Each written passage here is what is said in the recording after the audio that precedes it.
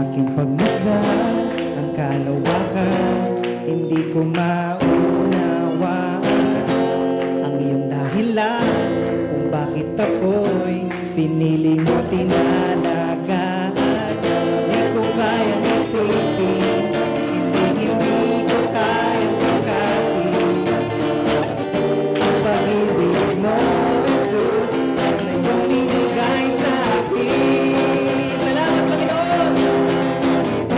Salamat, Jesus, sa pag-ibig mo. Walang ibang nagmahal sa akin at tulad mo. Salamat! Salamat, Jesus, sa pag-ibig mo. Ako'y magsasaya. Ako'y magsasaya sa piling mo.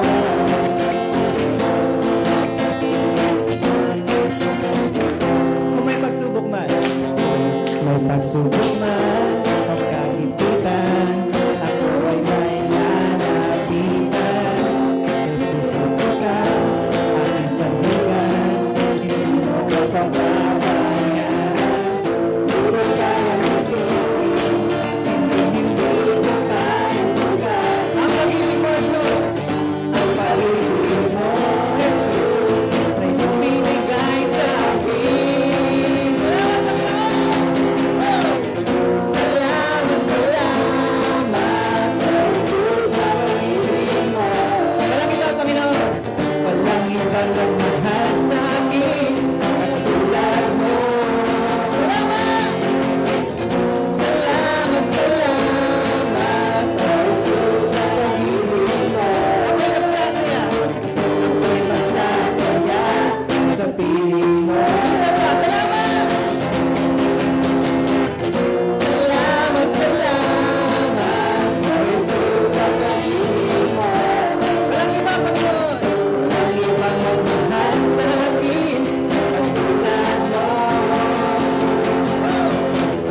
Salamat, Jesus, sa pag-ibig mo. Ako'y magsasaya. Sa piling mo. Buhay ko na, Panginoon. Buhay ko na. Purihin ka. Buhay ko na sa iyo'y sumamba. Wala nang ibang Nanaisin pa kundi pasalamatan ka. Buhay ko na purihin ka. Buhay ko na sa iyo'y sumamba. Wala nang ibang nanaisin pa kundi pasalamatan ka. Buhay ko na purihin ka. Buhay ko na sa iyo'y sumamba. Wala nang ibang nanaisin pa kundi pasalamatan ka. Salamat, Jesus, sa pag-ibig mo. Walang ibang nagmamahal sa akin katulad mo. Salamat, Jesus, sa pag-ibig mo. ako'y magsasaya. Ako'y magsasaya sa piling mo. Ako'y magsasaya. Ako'y magsasaya sa piling mo. Ako'y magsasaya. Ako'y magsasaya sa piling mo.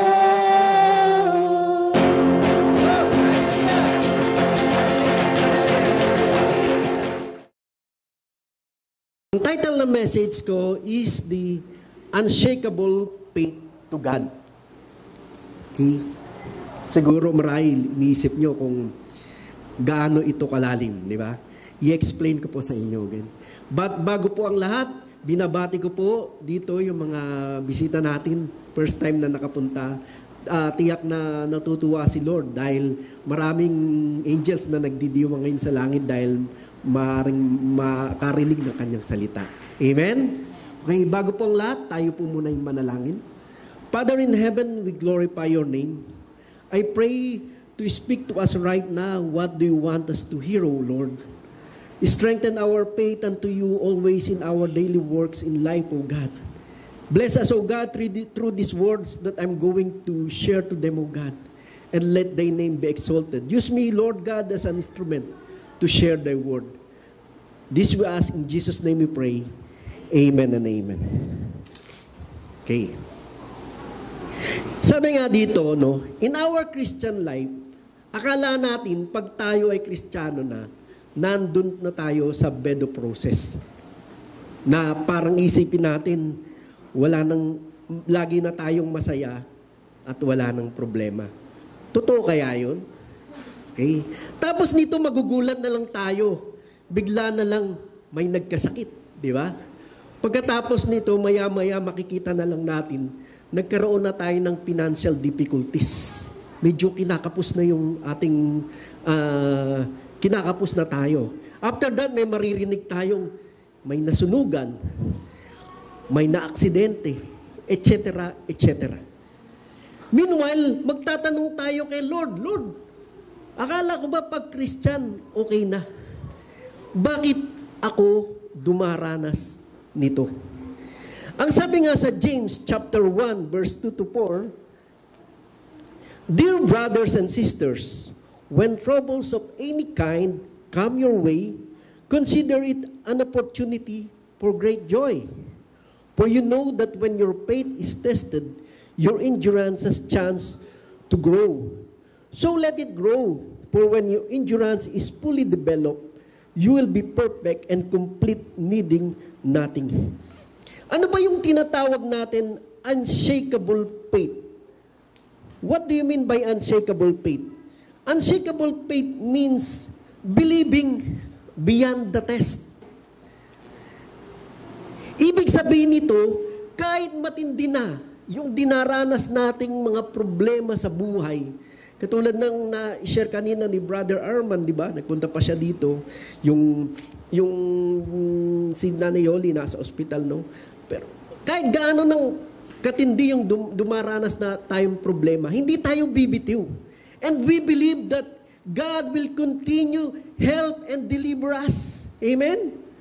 Natatandaan ko lang, meron, ang magandang example nito sa Bible is yung bulag na si Bartimaeus. Si Bartimaeus, pinanganak siya na bulag. Pero nung alam niya na darating si Jesus Christ, inabangan niya ito sa Jericho. At nung nakita niya na dumaraan na si Jesus Christ, ang sabi niya, Jesus, Son of David, have mercy on me. Jesus, Son of David, have mercy on me. Pero alam niyo ba, yung mga tao na nakatingin sa kanya, pinipigilan siya at sinasabing, huwag ka nang maingay. Hindi kanya naririnig. Hindi ka naririnig ni Lord. Tumigil ka na. Subalit sa kabila ng pagpigil sa kanya, sinasabi niya pa rin, Jesus, Son of David, have mercy on me. At narinig siya ni Jesus Christ. At siya ay pinagaling at siya ay nakakita. Lahat pala tayo, sabi rito, ay makakaranas ng tinatawag nating testing. Testing means what?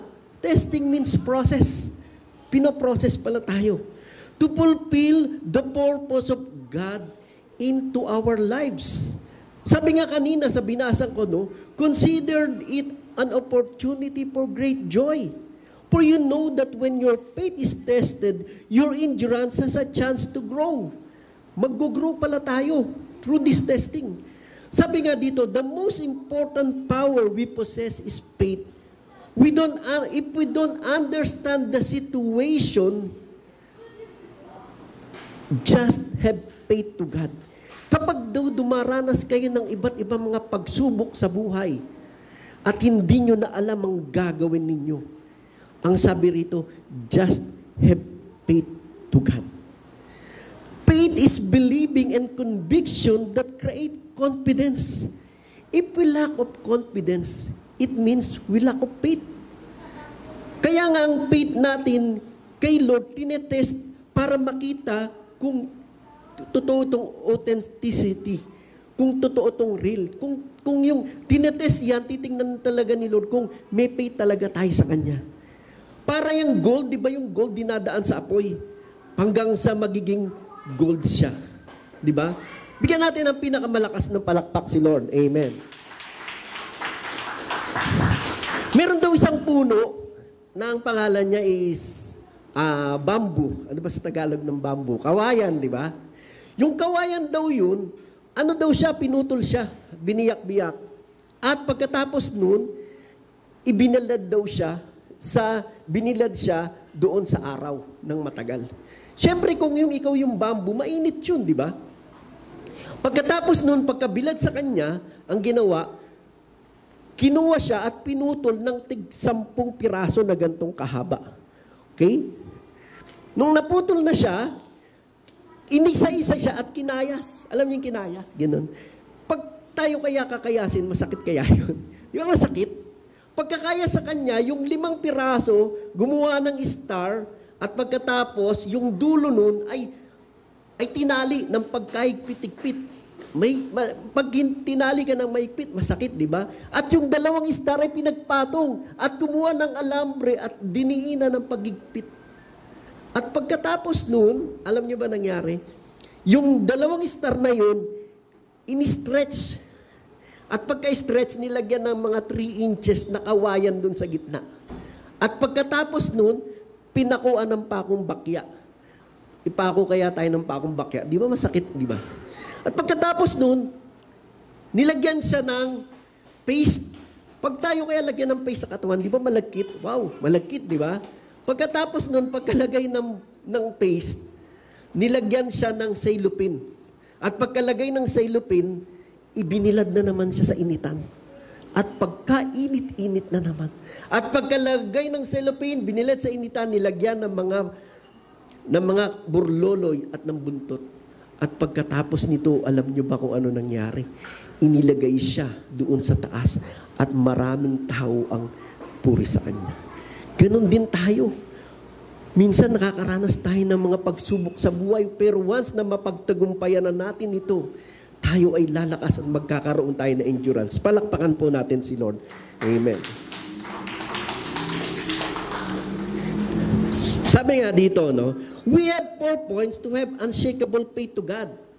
Point number 1, don't look at the situation, what man can do, but look what God can do, because His grace is sufficient for us. Ang sabi nga dito, no, sa 2 Corinthians chapter 12, verse 9, each time he said, my grace is all you need. My power works best in weaknesses. So now I'm glad to boast about my weaknesses so that the power of Christ can work through me. Huwag daw natin tingnan yung magagawa ng tao sa sitwasyon. But look what God can do. Tingnan daw natin kung ano ang magagawa ni Lord because His grace is sufficient for us. Kung matatandaan natin, sino po sa inyo nakakaalam dito ng Tower of Babel? Bibigyan ko po sa inyo, no? Ito po ay matatagpuan sa Genesis chapter 11. Pero para hindi na tayo magtagal, ikikwento ko na lang, di ba? Yung palang descendant ni Noah, nagkaroon pala sila ng isang language.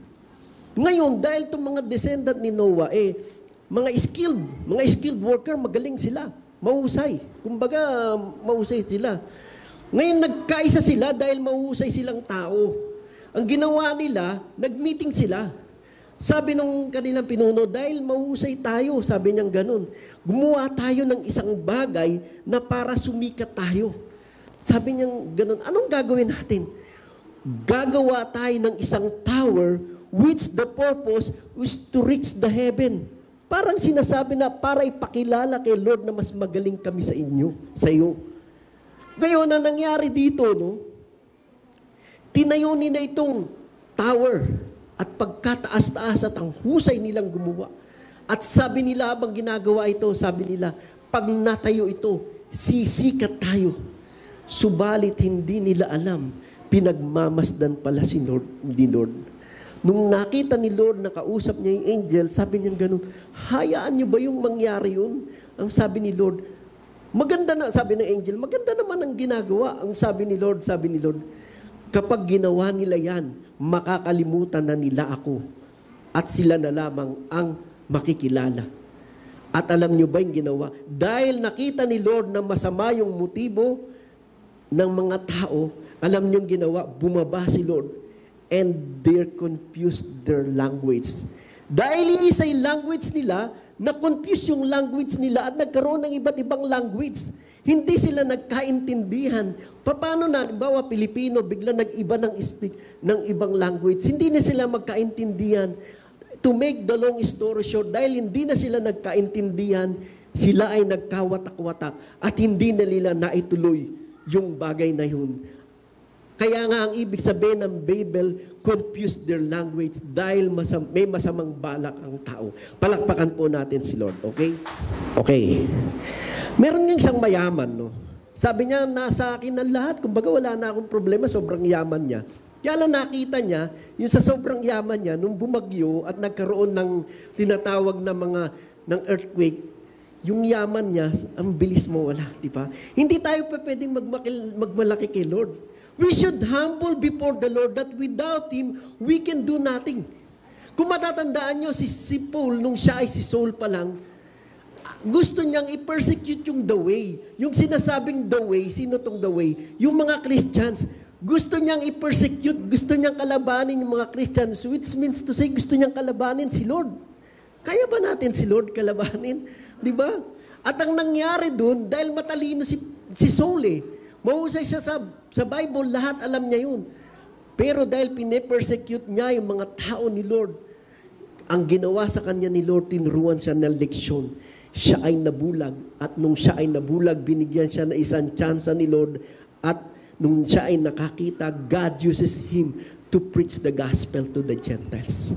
Kung matatandaan niyo rin naman si Peter. Peter is what? Before na nakilala niya si Jesus Christ. He is a professional fisherman. Kapag ikaw, sino ba yung fisherman yung father dito, di ba?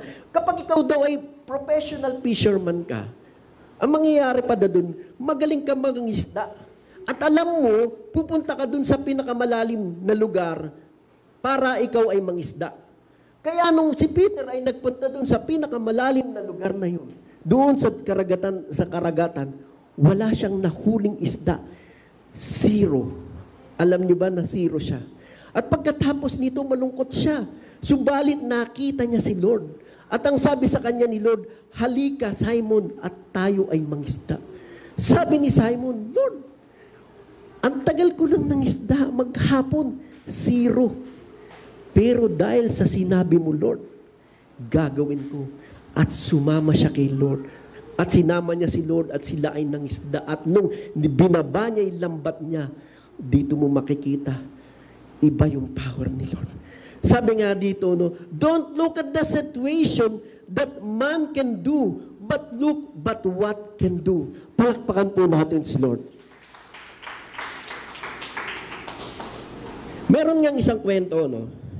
Nung ako po ay nagtatrabaho, sumali po ako sa design competition. Ngayon, ang kliyente namin, Amerikano. Talagang spoken boom boom pag Amerikano, ganyan din.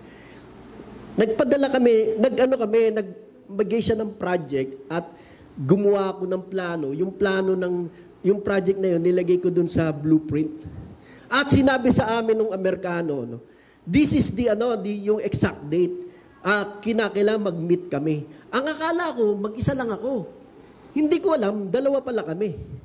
Ngayon, yung aking kasama, yung aking kakompetensya, design competition, meron siyang dalang envelope, yung folded envelope na hawak-hawak niya mabuti, ganun. Ako naman, yung dala ko na blueprint na nakarolyo lang. Ang nangyari, pinapasok na kami. Siyempre, Amerikano, English speaking. Okay, can I see your work? Sabi ng Amerikano. Nagpapakiramdaman kami kung sino unang maglalabas. Alam niyo bang ginawa ko? Inunahan ko na. Binuksan ko yung blueprint at sabi ko, Sir, this is the design, blah, blah, blah, blah, blah, blah. Okay. How about you? Yung isa naman. Nung binuksan niya yung folded envelope niya, pagkakita ng floor plan, colored, at pagkakita ng perspective, napakaganda. Alam niyo ba, nangyari sa akin, nanliit ako. Sabi ko kagad sa sarili ko, talo na ako. Di ba? Siguro, naiya na lang tong Amerikano, sinabihan na lang kami, okay, we will call you, we will evaluate your work. Pero alam ko, talo ako nun. Sumama yung loob ko. Pero sabi ko, Lord, hindi ako susuko. Nag-enroll po ako sa 3D Max. Yung 3D Max yung paggawa ng perspective. Kinandaan ko, tinry ko yung best ko. Pero alam nyo, paglabas dun, hindi pa rin masyado maganda. At kung nakikita ko yung gawa nung talagang napakalayo, sabi ko, Lord, ito lang talaga kaya ko eh. Di ba? And to make the long story short, nagkaroon na naman ng panibagong competition, sumali na naman kami. At sabi ko doon sa kasama kong engineer, ito lang talaga kaya ko, isubmit na natin. Wala. Pray ako kay Lord, Lord, ito lang kaya ko. Pero ibibigay ko ito sa inyo, I entrust to you everything. Sabi nga ganun. Alam nyo ba ang nangyari? Kung sino ang nanalo? This time, kami ang nanalo. Sabi ko kay Lord, sabi nga, hindi mo makikita yung situation that man can do. Yun lang ako, Lord eh. Di ba may saying, do your best and the Lord will do the rest, di ba? Si Lord ang bahala, di ba? Di ba? Point number 2, faith in the middle. Ang sabi sa James 1 verse 6, but when you ask Him, be sure that your faith is in God alone. Do not waver. For a person with divided loyalty is unsettled as a wave of the sea that is blown and tossed by the wind. Pag nagkaroon ka daw ng faith, kinakailangan daw huwag kang mag-waver. Ano ba itong tinatawag na faith in the middle? I-explain ko po sa inyo. No? Kung matatandaan niyo po, si Joseph the dreamer, di ba nag-dream siya? Ano yung dream niya? Yung dream niya na luluhod yung kanyang mga kapatid sa kanya, di ba? Yung dream niyang yun, start and end. Alam niya na luluhod yung mga kapatid niya, pero hindi pinakita sa kanya ni Lord yung middle. Ano ba yung middle? Yung middle nun, na bago pala lumuhod yung mga kapatid niya sa kanya, magseselos pala yung mga kapatid niya at ibebenta siya sa Egypt. Di ba? Bago pala siya maging malagay sa position bilang second in command sa Pharaoh, alam niya na kung magiging second in command siya sa Pharaoh, bago pala siya, kasi yung second in command sa Pharaoh, end na yun eh. Di ba?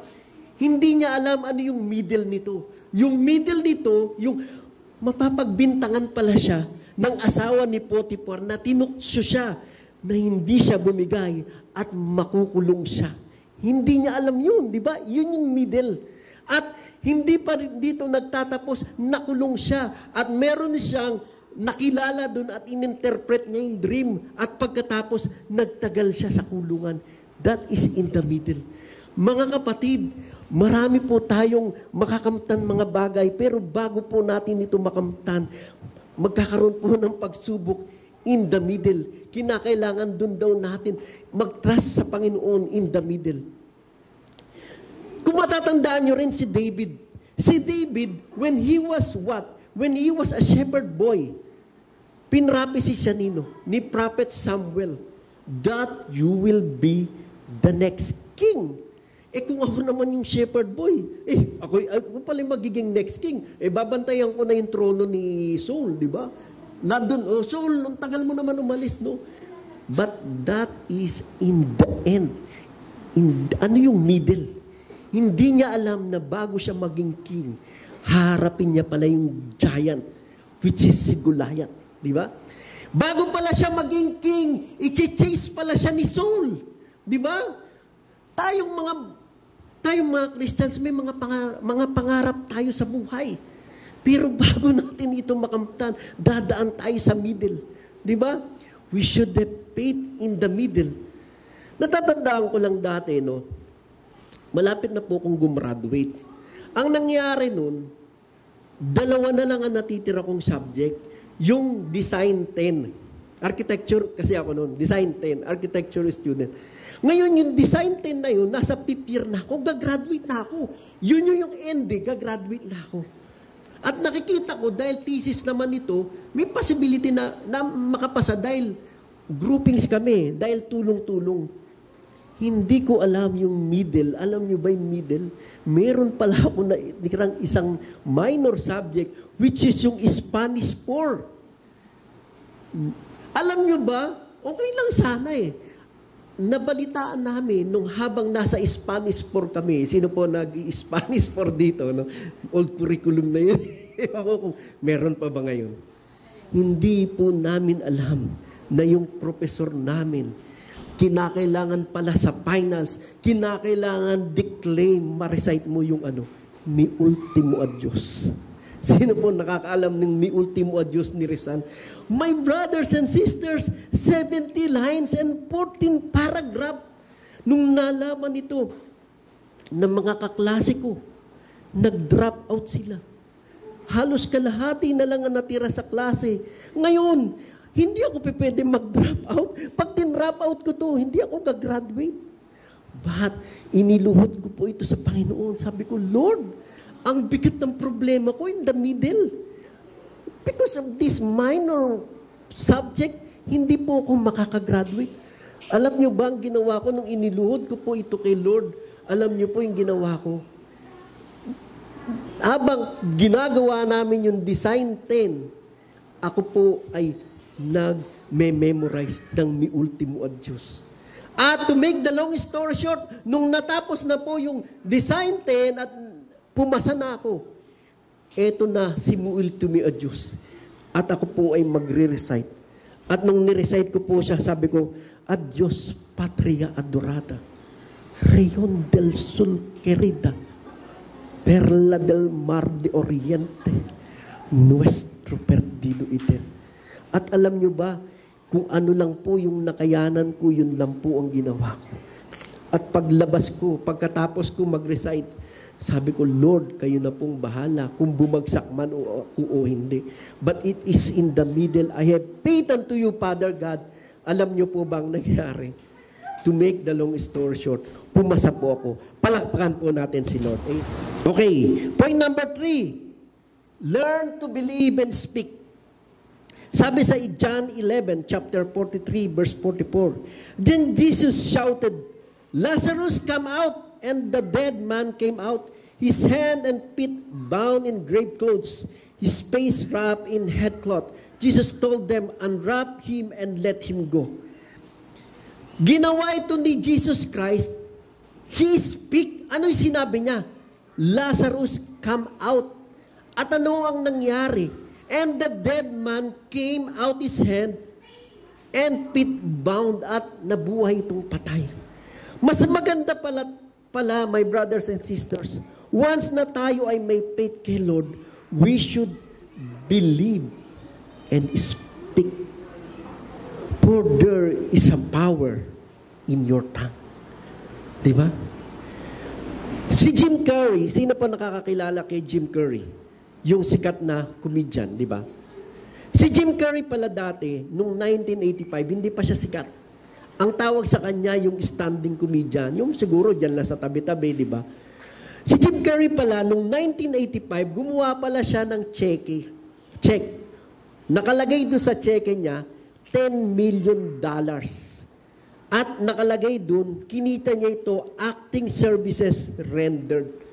Ngayon, yung checking yun, dinated niya, di ba, that was 1985, dinate niya 10 years in the future. At yung checking yun ay tiniklop niya at inilagay niya sa wallet niya. Mind you, my brothers and sisters, noong 1995, nakasama siya sa cast ng Dumb and Dumber. At alam niyo po ba magkano kinita niya? $10 million, di ba? What is my point, my brothers and sisters? Believe and speak, for there is a power in your tongue. Do you believe kung ano ang gusto ninyo kayang ibigay ng Panginoon? We have a big God, di ba? Sabi sa akin nung kaklasik, nung ka-office mate ko dati, kasi siya pumasa na siya ng board nung college. Sabi niya, Sir, bago po ako nung nagtitake po ako, lagi po ako harap sa salamin. Ano sinasabi mo? Sasabihin ko, good morning, Engineer Panganiban. Good morning, Engineer Panganiban. Anong gagawin ko? Magre-review ko nun. Sasabihin mo, harap ka rin sa salamin. Sasabihin mo rin ganun. Eto, paggising ko sa umaga, good morning, Architect Liabe. Good morning, architect. Labi, pag wala nakakakita, good morning, architect. I speak and believe. Mind you, my brothers and sisters, once you believe and speak, God will give it to you. At binigay po sa akin ni Lord. Marami pong salamat. Palakpakan po natin si Lord. Huwag po ninyong sasabihin na kayo ay hari ng sablay. Speak. There's a power in your tongue. Gusto niyo bang maging sablay?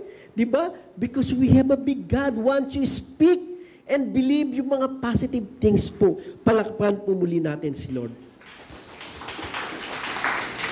Dito na po tayo pupunta sa point number 4. Point number 4, have an abundant mentality that God is our El Shaddai. Ang sabi po sa Genesis chapter 17, verse 1 to 2, when Abraham was 99 years old, the Lord appeared to him and said, I am El Shaddai, God Almighty. Serve me faithfully and live a blameless life. I will make a covenant with you, by which I will guarantee to give you countless descendants. Lagi natin daw iisipin that we have an abundant mentality that God is our El Shaddai. What do you mean by El Shaddai? El Shaddai will translate to God Almighty. Coinciding with this one suggested root meaning, El Shaddai is the overpowerer. Ganun po katindi si Lord. And God is the all-sufficient one. Either interpretation, mighty or sufficient, work for me. Ilalagay po natin sa isip natin that we have an abundant mentality that God is our El Shaddai. Kung matatandaan po natin, no? Nung si Jesus Christ po ay nagpipreach doon sa mga tao, nakikinig po sa Kanya, yung 5,000 people daw po, inabot na siguro ng dilimo bandang hapon, ay nagutom na. At yung mga disciples niya at yung mga apostles niya, balak na silang pauwiin dahil saan sila kukuha ng pagkain? 5,000 yun. Ang sabi sa kanila ni Jesus Christ, huwag ninyo silang pauwiin. Paupuin mo sila. Di ba? At nung sila ay pinaupo, through these 5 loaves of bread and 2 fish, nag-pray po siya sa kanyang Father. At ang sabi niya, nag-pray siya na i-provide yung pagkain nitong 5,000 men. At nung ito po ay kanyang pinamahagi, ilan ba tayo dito nun? 5 bread, tapos 2 fish. Binahagi po ito, habang binabahagi po ito, lalong dumadami. At lahat sila ay nakakain, at yung mga nagutom pa ay kumuha pa. At alam nyo ba, may natira pang 12 basket left over. Just testimony, no? Ngayon, nilagay namin to sa marketplace. Ngayon, ang daming nag-inquire. Sir, gusto namin magpa-design ng bahay, ganyan. Ako tigasagot. Pagkatapos ko masagot, ano bang kailangan, ilang requirements. Ngayon, binibigay ko, nagko-quote kami. Sabi ni Pastor Bong, para daw nasa malaki kang dagat, kilalang-kilala ka. Kaya lang, lahat ng kinukut mo, hindi na mo naman makukuha. Pero yun doon papasok yung faith, di ba? Meron sa aking nagtanong, sabi niya, Sir, magpapa-design sana ako commercial. Ngayon, di kinote ko. Nung pinalo up ko siya, sabi ko, Sir, kamusta na po yung kinote namin? Sabi niya, Sir, meron pong yung misis ko, meron palang kakilalang architect, yun na lang daw ang gagawa. Turn down. Maya-maya, yung kaklase ko nung high school, kinukulit ako sa messenger. Sabi niya, classmate, pagpa-design ako sa Tagaytay. Sabi ko, sige, in-entertain ko siya. Ang daming tanong, ako talagang in-entertain ko yan. Maya-maya, sabi niya, sigurado sa'yo namin ito pagagawa. Alam niyo ba yung nangyari? Maya-maya, nag-message sa akin, Bro, sabi niya, doon ko na pinagawa sa iba kasi mahal mas mura yun. Second turn down. Pangatlo, meron nakilala kaming developer, pinakilala kami dun sa owner. At nung i-design na namin, kinote na naman namin, ang sabi sa amin, yung kasing pamangkin ko, architect yun Para siguro makamura, doon na lang doon sa pamangkin ko. My brothers and sisters, tatlong turn down. Sabi ko nga ganun. Sabi ko, Lord, alam mo kapag tina-turn down, ang sinasagot ko, noted and thanks. But in everything, I praise God. Sabi ko, kung hindi ito para sa akin, okay lang, Lord. Pero kung ito ay para sa akin, ibibigay niyo to. Nagkaroon po ko ng tinatawag na abundant mentality. That God is our El Shaddai. That He is almighty and sufficient. Kine-claim ko po yun. Alam niyo ba, maya-maya, move on. Di ba? Move on ako eh. Nag-post kami ng mga designs dun sa FB. Maya-maya, nung nag-post kami ng design, nakita ko, may nagpuso. At kilala ko yung nagpuso, yung nag-turn down sa amin. Maya-maya, nag-chat siya sa akin.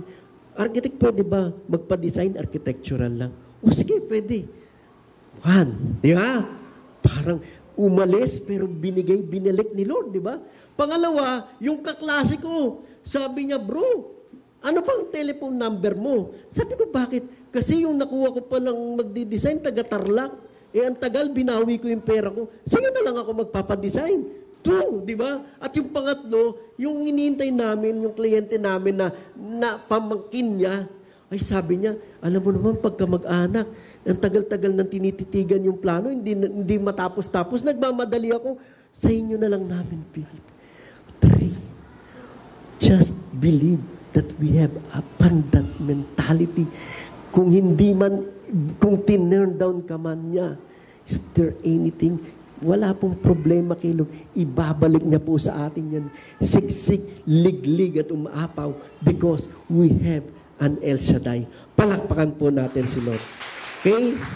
My brothers and sisters, just to recap, 4 points to have unshakable faith to God. Point number 1, don't look on the situation, what man can do, but look what God can do because His grace is sufficient for us.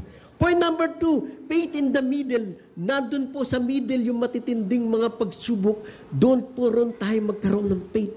And point number 3, learn to believe and speak. There is a power in your tongue. And point number 4, have an abundant mentality that God is our provider, that God is our El Shaddai. Palakpakan po natin si Lord. Tayo po yung manalangin. At dun sa panalangin ko po ngayon, idudulog na rin po natin sa panalangin si Mami Yoli.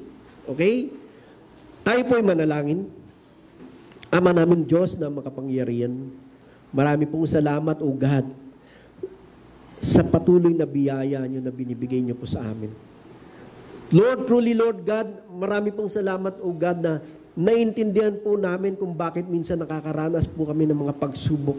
Because you want us, O God, to have an endurance, to know you more, to be strong in you always, O God. O Lord, help us, O God, to do not trust in what man can do, but to trust in you, O God. Na manatili po kaming faithful sa inyo, O God, na manatili po kami magkaroon ng faith sa inyo sa kalagitnaan po ng problema, O God. And help us, O God, to learn to believe and speak, O God, for there is a power in your tongue, O God, that we have a big God, that there is no impossible to you, O God. And Lord, I pray, Father God, na magkaroon din po kami ng abundant mentality, na kapag kami po ay minsan nakaranas po ng mga kagipitan, naniniwala po kami that you are our El Shaddai. O God, patuloy po namin sa inyong dinadalangin, Panginoon, si Mami Yoli, O God. We believe, O God, that you are the great physician, that you are the great healer. I pray, Father God, for the complete healing for her, Lord God. Tulungan niyo po siya, O God. Nasa ospital po siya ngayon, operahan, O God. At Lord, yung mga kamay po ng doktor, kayo po ang tunay na mag-bless, O God. Gamitin niyo po itong doktor na ito para po pagalingin siya, O God. We believe, O God, that there is no impossible to you. That if we have faith in you, we can move mountains, O God. That there is no impossible to you.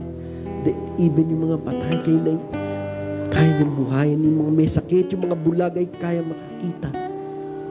even how much more pa kaya yung sakit na ito, O God, na para lang tundok sa inyo, O God.